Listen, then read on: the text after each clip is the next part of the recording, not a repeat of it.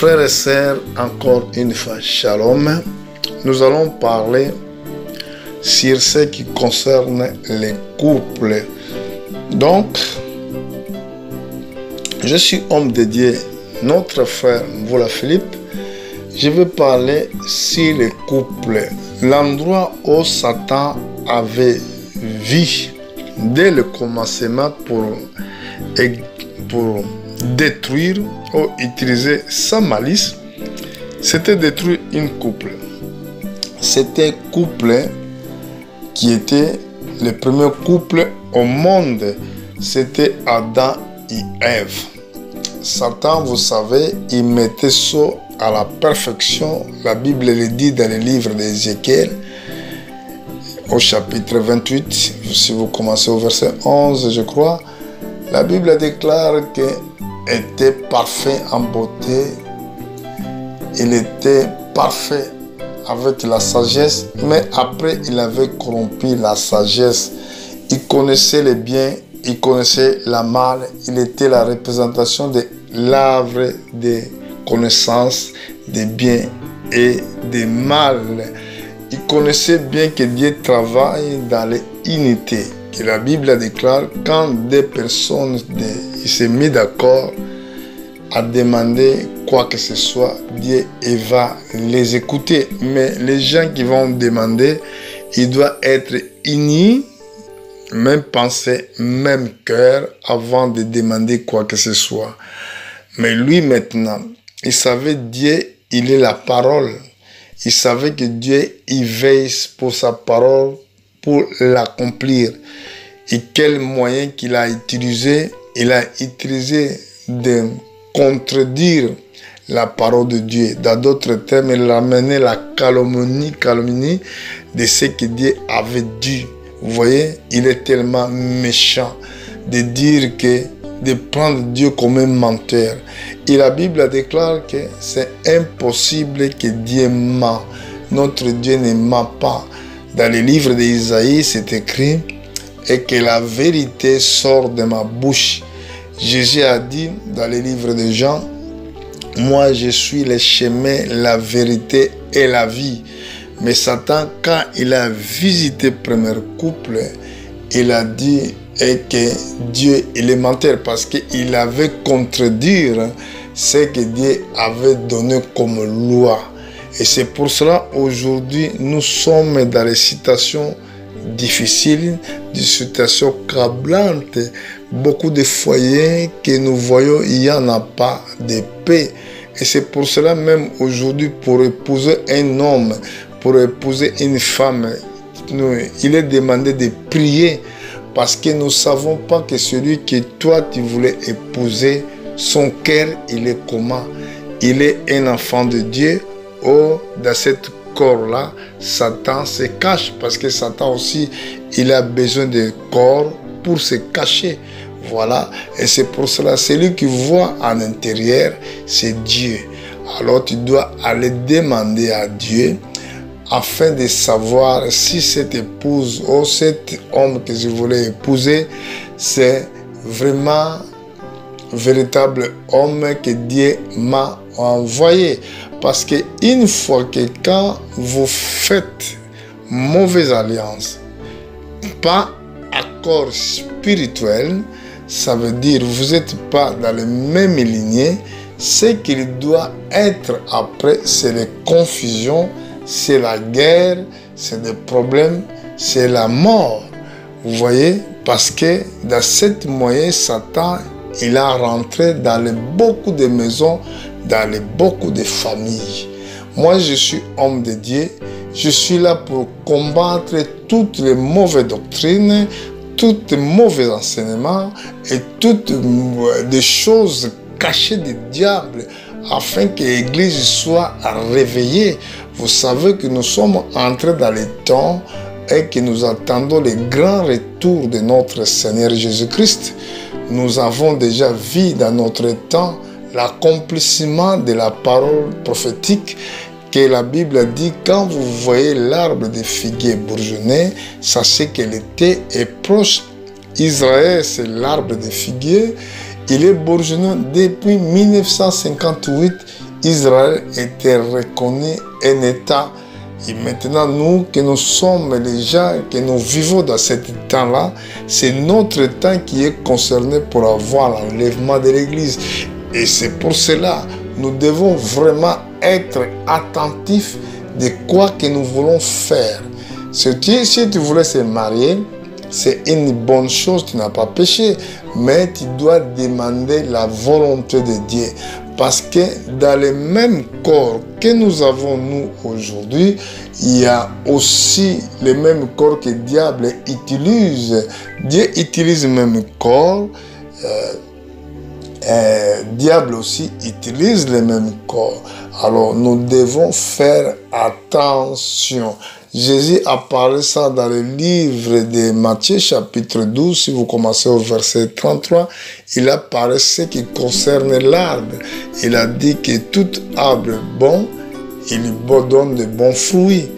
Arbre mauvais ne donne pas de bons fruits, il donne de mauvais fruits. Mais vous devez connaître l'arbre dans les fruits. Donc les fruits, c'est des comportements. C'est pour cela, c'est ça que l'arbre qui était au commencement, c'était l'arbre de la connaissance du bien et du mal. Mais les fruits qu'il produisait cet arbre, c'était des fruits de mal. Voilà la parole prophétique. Ça s'interprète prophétiquement. Et vous, avant de se marier, tu dois demander à Dieu. Et Dieu te conduira. Si vous le faites confiance, Dieu vous conduira. Mais pour demander, tu dois avoir d'abord la foi. Parce que beaucoup, ils demandent sans la foi. Une fois que si nous regardons dans les Écritures, dans le livre des Hébreux, regardons le livre Hébreux au chapitre 11, la Bible nous dit que, au verset 1, « Or la foi est une ferme assurance des choses qu'on espère, une démonstration de cela que nous ne voyons pas. » Si vous avez la foi, vous possédez quelque chose de très très capital. Parce que Dieu répond seulement la prière de la foi. Au verset 6, c'est écrit, « Or, sans la foi, il était impossible de lui être agréable, car il faut, là nous voyons un impératif, il faut que celui qui s'approche de Dieu croie que Dieu existe, il est le rémunérateur de ceux qui le cherchent. » Voilà ce que vous devez faire. Parce que si vous regardez dans le livre de Proverbes, au chapitre, je crois chapitre 22, ou bien je vais regarder, je suis dans le livre de Proverbes, au chapitre 18, au verset 22, je crois. Regarde ce que la Bible nous dit. Celui qui trouve une femme trouve le bonheur. C'est une grâce qu'il obtient de l'Éternel. Vous voyez? Donc, pour trouver quelque chose dont vous cherchez quelque chose que vous ne voyez pas, donc quelque chose qui est perdu, là, vous allez entrer de le chercher pour les retrouver. Mais par contre, pour trouver quelque chose, ce qui est caché, ce que vous ne voyez pas, ça veut dire que vous devez avoir aide de Dieu. Pour vous-même, vous ne pouvez rien faire. C'est très important, frères et sœurs. Dans le domaine là, dans le domaine des mariages, toujours vous devez confier à Dieu. Parce que Satan, il a trouvé un premier couple qui était sur la terre, il était détruit. Et la majorité des couples sur la terre ne marchent pas bien à cause de cela. La majorité des couples sur la terre, il y a toujours confusion. C'est pour cela que nous voyons aujourd'hui, il y a beaucoup de divorces même. il y a des familles, il y a des familles, vous voyez que maman, il vit ailleurs, seul avec ses enfants. Papa, il est ailleurs. Parce que ça, c'était l'œuvre de Satan. C'est Satan qui fait cela. Alors, vous devez faire vraiment très attention. Parce que Satan, il est le destructeur des couples. Parce que si le couple, il est uni, il est très très fort. Regardez par exemple ce que la Bible nous dit dans le livre des Proverbes au chapitre 19, verset 14. On peut hériter de ses pères une maison, des recherches, mais une femme d'intelligence, il est un don de l'Éternel. Je répète, on peut hériter de ses parents une maison et des richesses, mais une femme intelligente est un don de l'Éternel. Donc, ton père peut te donner des biens, des maisons, des recherches, mais il ne peut pas trouver une bonne épouse pour toi. C'est lui qui peut le faire seulement, c'est Dieu. Beaucoup de gens, ils marchent dans cette tradition-là, qui dit que mon père m'a trouvé cette femme, ma mère m'a trouvé cette femme. Bon, ça peut marcher si vraiment Dieu, il était ensemble avec ton père. Mais ce que la Bible dit ici, qu'on peut hériter de ses pères une maison de recherche, mais une femme intelligente, c'est un don de l'Éternel. Ça veut dire donc que personne ne peut te donner une femme. Ça doit être seulement Dieu. Donc c'est pour cela que vous devez demander toutes choses avant de les faire.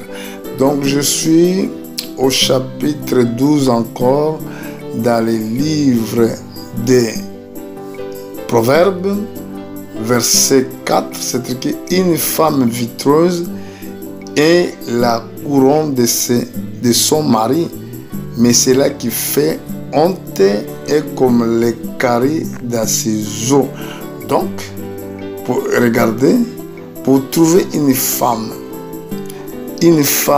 vitreuse et la couronne de son mari. Donc, quand il y a une belle femme obéissante qui obéit Dieu, toi, homme, qui a cette femme-là, dans ta tête, il y a un grand couronne. La couronne symbolise la victoire. Vous voyez.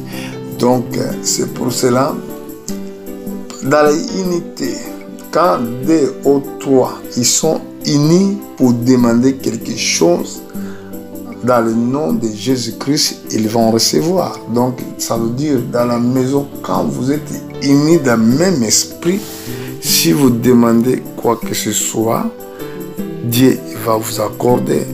Mais aujourd'hui, malheureusement, dans beaucoup de familles, il y a des guerres, il y a des pleurs, il y a des problèmes, parce que Satan, c'est lui le destructeur de la famille sur la terre. Quand le couple est divisé, toute la famille, l'union de cette famille, il est morte. Je vais regarder encore quelque chose. Dans le livre de Proverbes, chapitre 31, je suis au verset 10. La Bible déclare ici, Proverbes, chapitre 31, verset 10, nous allons voir les Écritures. Que peut trouver une femme vitreuse? Il est bien plus de valeur que les perles. Donc une femme de valeur, une femme vitreuse, a bien plus de valeur que les perles. Donc on ne peut pas comparer une femme avec la recherche. Aujourd'hui, les femmes sont maltraitées dans le monde. Il y a des gens qui l'utilisent totalement nus devant peut-être une salle de basketball où les gens vont jouer le basket. Donc, ils laissent les femmes complètement parties nues avec des caleçons pour montrer les spectacles. C'est la honte. C'est la honte. Même quand il vous a donné le 8 mars, le jour des femmes, moi je ne crois pas que les femmes sont honorées. Parce qu'on les traite comme l'objet qui n'a pas de valeur. Mais la Bible déclare ici, qui peut trouver une femme virtueuse? Il est bien plus que les valeurs que les pères. Regardez verset 11. Le cœur de son mari a confiance en elle. Il est produit de lui faire pas de défaut. Il lui fait du bien, il n'a du mal tous les jours de sa vie. Il s'approche de la laine et des lignes.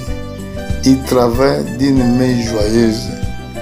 Il est comme un navire marchand. Il amène son pain de loin. Il se lève il se lève il est encore nuit. Il donne la nourriture à sa maison. Il tâche à ses servantes. Il pense à une chambre. Il acquiert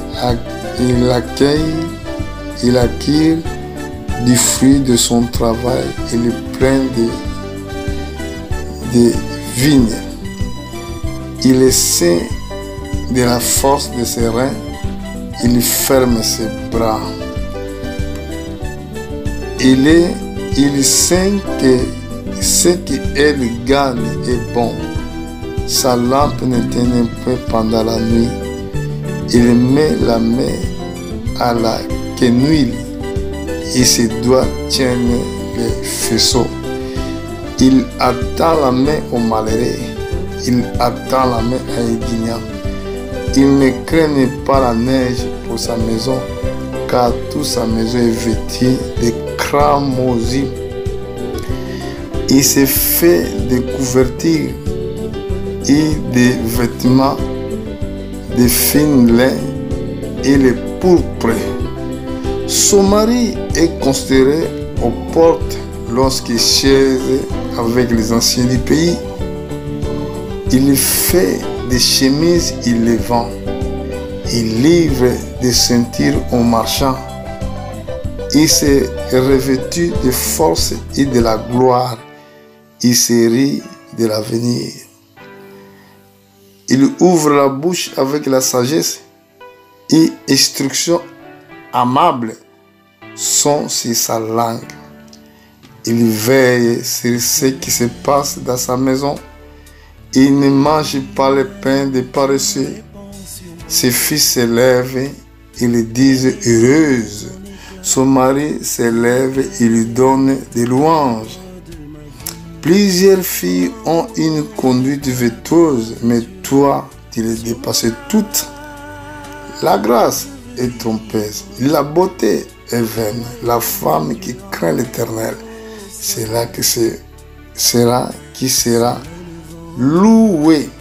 Récompensez-la du fruit de son travail, qui aux portes de ses œuvres la loue. Donc même son mari, il est considéré à travers sa femme. Regardez au verset 23. Son mari, il est considéré aux portes lorsqu'il siège avec les anciens du pays. Quand vous avez une femme meilleure, une femme virtueuse, vous avez quelque chose de bien, vous avez un grand héritage, vous avez une grande richesse parce qu'il est plus que le père. Voilà, c'est pour cela, pour se marier, ça ne sert à rien de s'aventurer. Attends le temps de Dieu, prie Dieu et qu'il peut t'accorder selon ce qu'il a promis dans les Saintes Écritures. À vous que vous allez se marier dans les prochains jours. Donc, essayez de suivre ce conseil de l'homme de Dieu. Et je crois que le Seigneur, avec son esprit, il m'a donné cette parole pour vous consoler dans ces temps difficiles. Il y a des couples qui ont des situations trop difficiles et que Dieu vous fasse grâce pour aujourd'hui. Que Dieu vous bénisse. Nous reviendrons autre jour pour autre message. Merci et à bientôt.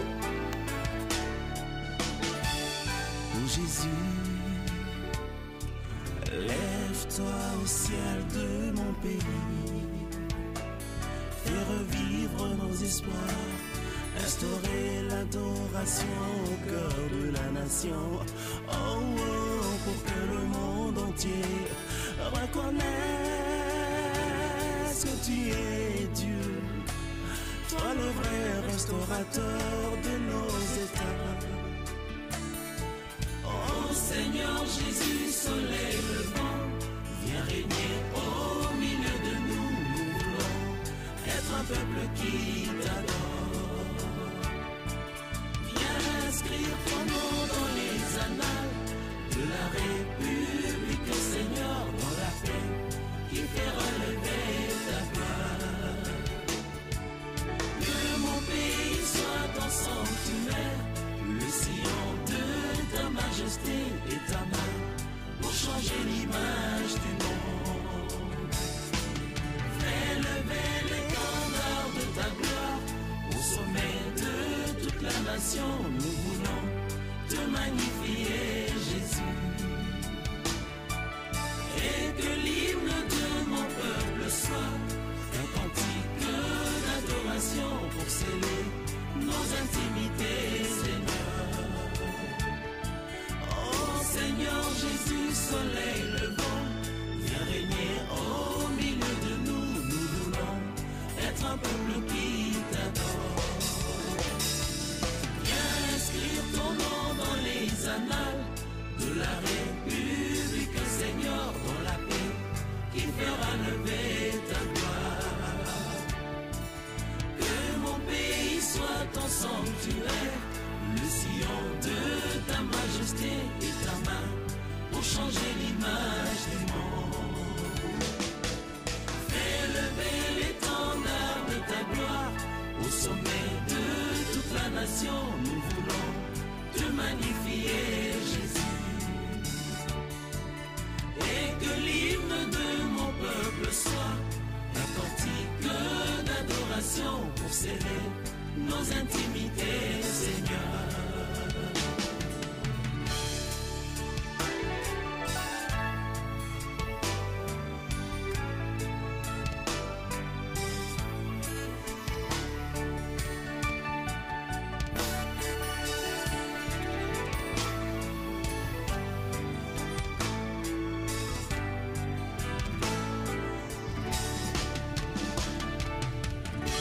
Nous serons ainsi un peuple qui t'aime et une nation qui te célèbre. Tu feras lever au milieu de nous les merveilles d'une terre restaurée, et l'écho de notre louange ira jusqu'aux extrémités de la terre pour annoncer que seul Jésus restaure. Alléluia.